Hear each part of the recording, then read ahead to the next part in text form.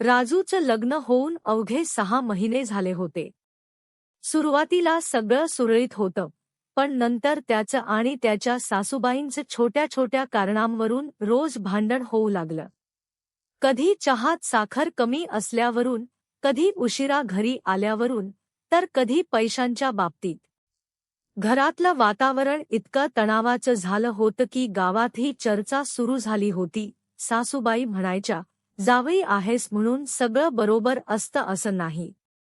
राजूही रागाने उत्तर द्यायचा, मी चुकीचा असेन तर सांगा, पण प्रत्येक गोष्टीत माझीच चूक काढू नका.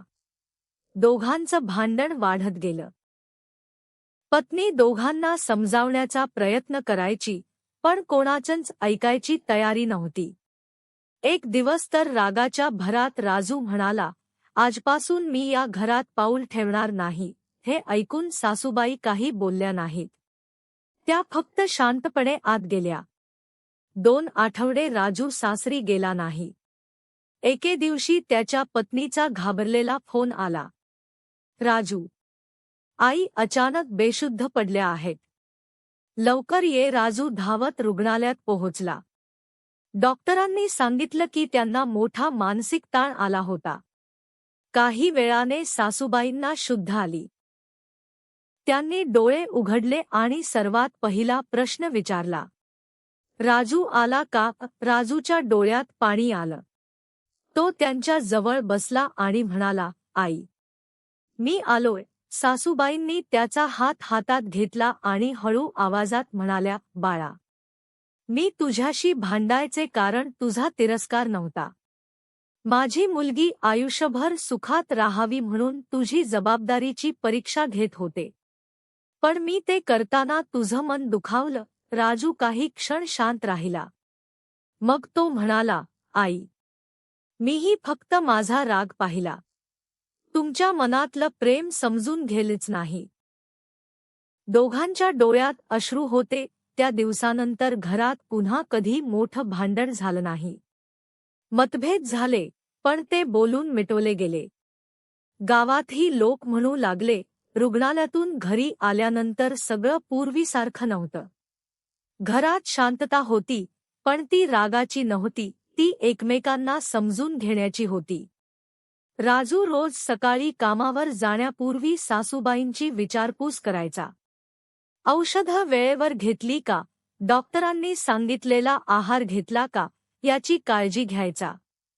सासूबाईही आता त्याच्याशी मोकळेपणाने बोलू लागल्या. एक दिवस घर साफ करताना राजूला जुन्या कपाटात एक लोखंडी पेटी दिसली. सासूबाईंनी ती पाहताच शांतपणे म्हणाल्या, ती तशीच ठेव बाळा. योग्य वेळ आली की मी स्वतः उघडेन. राजूने काही विचारलं नाही. काही दिवसांनी सासूबाईंचा वाढदिवस होता. राजूने पत्नीसोबत मिळून छोटासा कार्यक्रम ठेवला. घरात फार पैसे नव्हते, पण प्रेम भरपूर होतं. सासूबाई केक कापताना अचानक रडू लागल्या. राजू घाबरला, आई, काय झालं? त्या म्हणाल्या, आज माझ्या मुलाची खूप आठवण येते. घरात पुन्हा शांतता पसरली.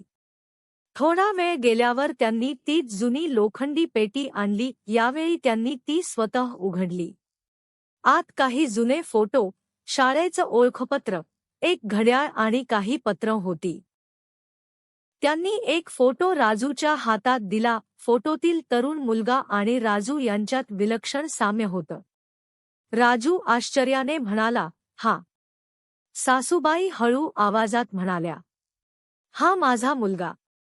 अनेक वर्षांपूर्वी अपघातात गेला. त्यांच्या डोळ्यांतून अश्रू वाहू लागले.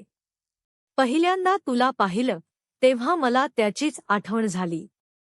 म्हणून कधी तुझ्यावर राग काढला, कधी काळजी घेतली. मला स्वतःलाच समजत नव्हतं की मी तुझ्याशी कसं वागते आहे. राजूच्या डोळ्यांतही पाणी आलं. तो त्यांच्या जवळ बसला, आई, मुलाची जागा कोणीच घेऊ शकत नाही.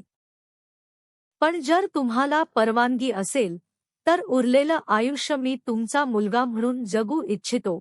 हे ऐकताच सासूबाईंनी त्याच्या डोक्यावर हात ठेवला.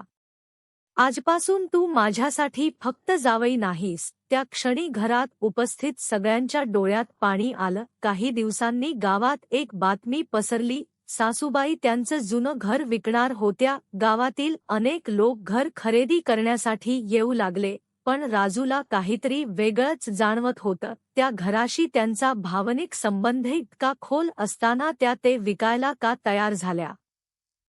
एक संध्याकाळी त्याने धीर करून विचारलं, आई, खरं कारण काय आहे? सासूबाईंनी उत्तर दिलं नाही.